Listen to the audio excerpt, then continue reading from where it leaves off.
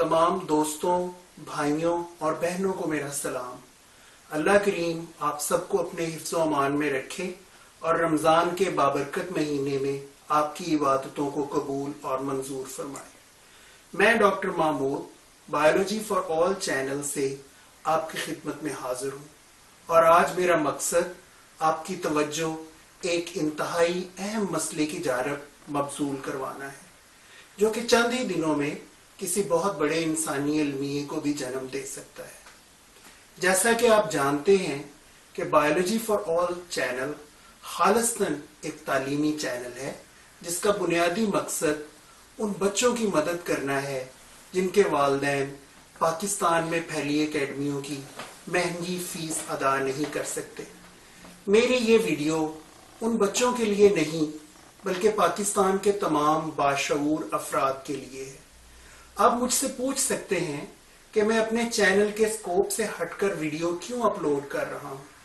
अगर आप ऐसा समझते हैं तो ये बिल्कुल दुरुस्त नहीं। बायोलॉजी एक बहुत वसी मजमून है। इसमें हम इंसानी जिंदगी के तमाम मसाइल और पहलुओं का अहाता भी कर सकते हैं। ऐसे वक्त में जब सारी दुनिया कोरोना वायरस की लपेट में है, पहाड़ पर बैठकर नीरू की तरह बांसुरी नहीं बजाई जा सकती। ये वक्त है जब उस्ताद को अपने क्लासरूम से, साइंसदान को अपनी लेबोरेटरी से, डॉक्टर को अपने अस्पताल से और वली अल्लाह को अपनी खानकाह से निकलकर रस्म शब्बीरी अदा करनी चाहिए, ताकि मुल्क में इस वबा की रोकथाम के लिए इत्तफाक़ राय और वाज़े दो टोक हिकमत अमली वज़ा की जा सके। इस वीडियो का बुनियादी मकसद किसी की तारीफ या तनकीद नहीं, बल्कि कोरोना की आलमी वबा के सामने बंद बांधने के लिए मुख्तलिफ सरबराहान मुमलिकत की जानिब से उठाए गए इकदामात और फैसलों का जायजा लेना है, जिनका असर बराह रास्त वहां के अवाम की जिंदगी पर पड़ा।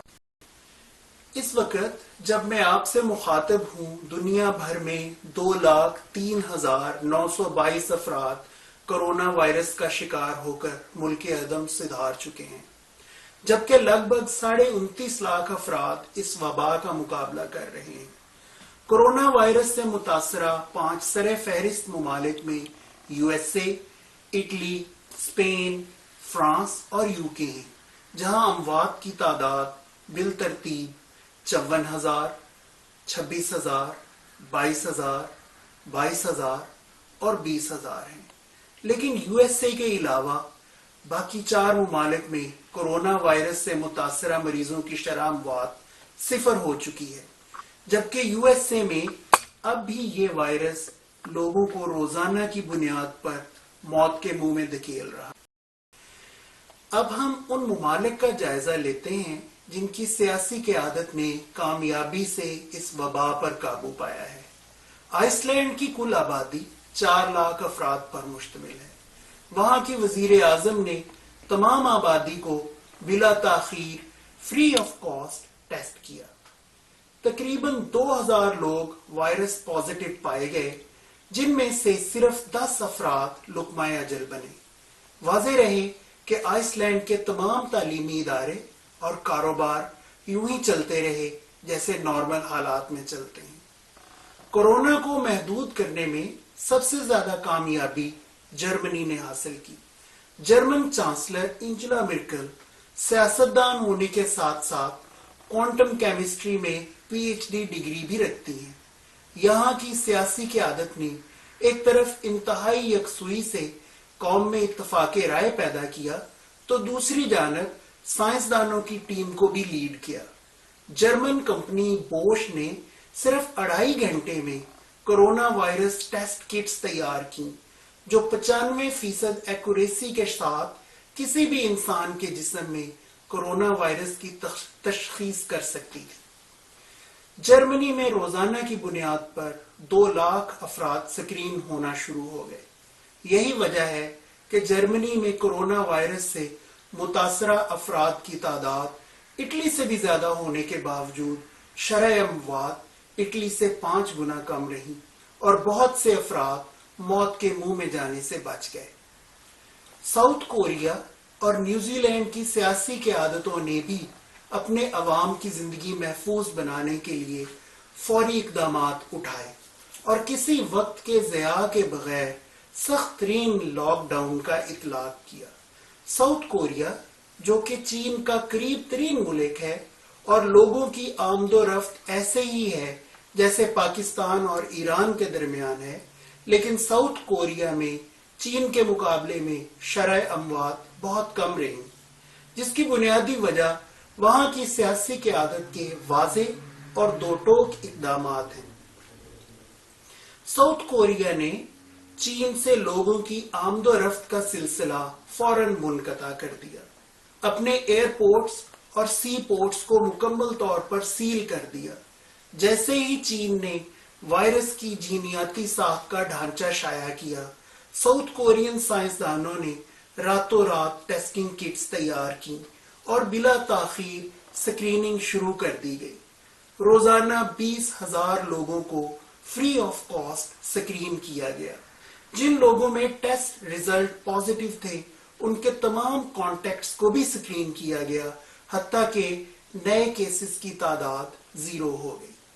نیوزی لینڈ کی وزیر اعظم، جی ہاں وہی جسنڈا آرڈن، جنہوں نے پچھلے سال انہی دنوں مسجد پر ہونے والے قاتلانہ حملے میں مسلمانوں کے ساتھ اظہار یکجہتی دکھایا تھا، دنیا بھر کے مسلمانوں کو اپنا گرویدہ بنا لیا تھا، اس سال اس حملے کی یاد میں ایک ملک گیر تقریب منعقد کرنا چاہ رہی تھی، لیکن کرونا وبا کے پیش نظر انہوں نے اس تقریب کو، جو سیاسی طور پر ان کے لیے انتہائی فائدہ مند ثابت ہوتی، منسوخ کر دیا اور پورے ملک میں سخت ترین لاک ڈاؤن کا اطلاق کیا اور ہزاروں بے گناہ لوگوں کو موت کے منہ میں جانے سے بچا لیا۔ اگر ہم ان تمام ممالک میں لیے گئے اقدامات کا جائزہ لیں تو ہمیں ان کی اختیار کردہ حکمت عملی میں چند مشترکات دیکھنے کو ملتی ہیں۔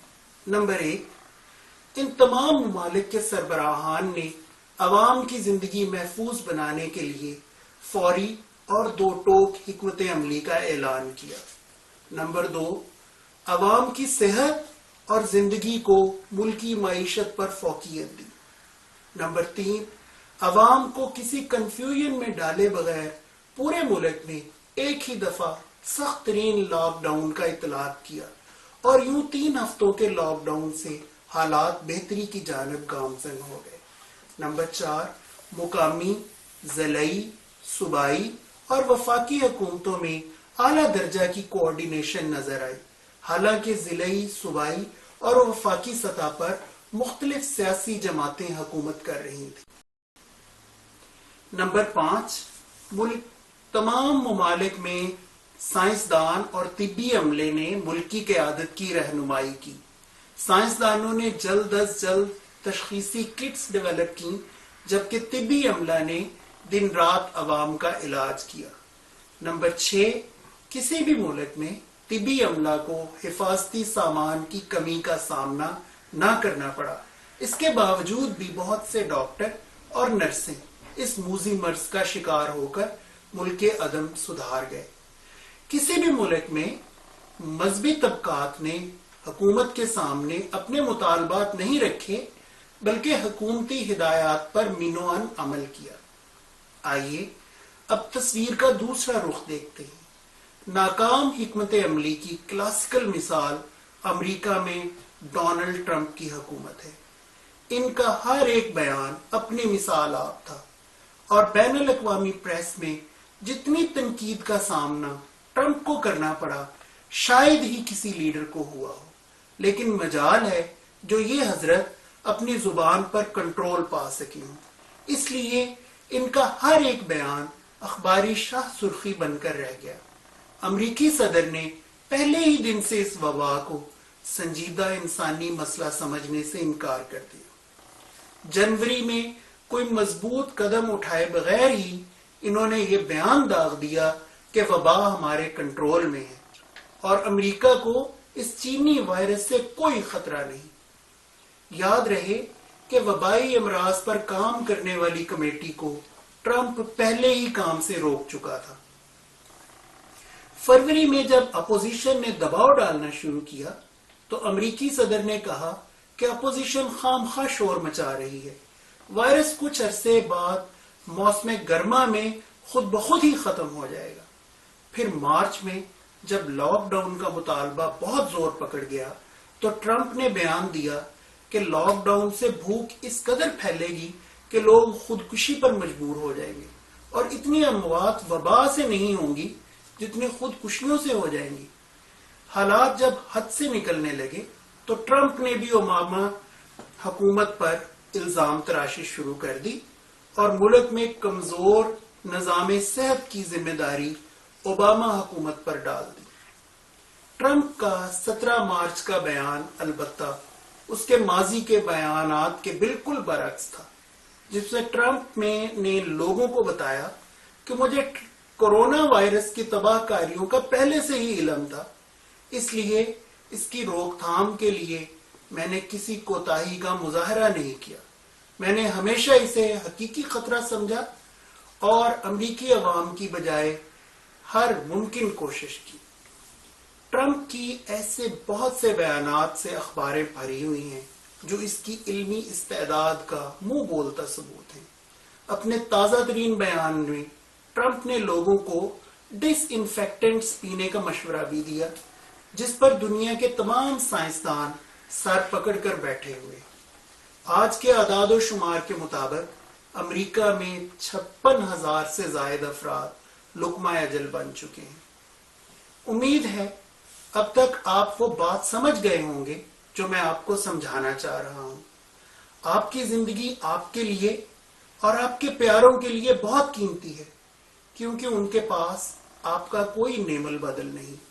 बराए मेहरबानी इस साल बाजार से समोसे, पकोड़े, कचौरियां और फ्रूट चाट लेने मत जाएं, ताकि आप इसके बाद आने वाले हर साल इन नेमतों से मुस्तफीद हो सके। इस साल तमाम नमाजें बशमूल तरावी अपने घर पर अदा करें, ताकि आने वाले सालों में हज और उम्रे की सआदत हासिल कर सकें।